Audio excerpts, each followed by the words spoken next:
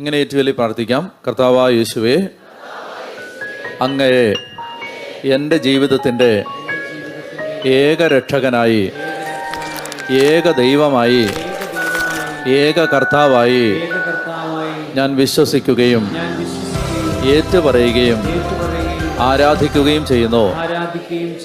നമ്മൾ മാമോദീസായിൽ പറഞ്ഞ ഒരു ഏറ്റുപറച്ചിലാണിത്. ഒരിക്കൽ കൂടി ഒന്ന് ബോധ്യത്തോടെ ഈശോയെ രക്ഷകനായിട്ട് ഏറ്റുപറയാം. കർത്താവായ യേശുവേ, അങ്ങയെ എൻ്റെ ജീവിതത്തിൻ്റെ ഏക രക്ഷകനായി, ഏക ദൈവമായി, ഏക കർത്താവായി ഞാൻ വിശ്വസിക്കുകയും ഏറ്റുപറയുകയും ആരാധിക്കുകയും ചെയ്യുന്നു.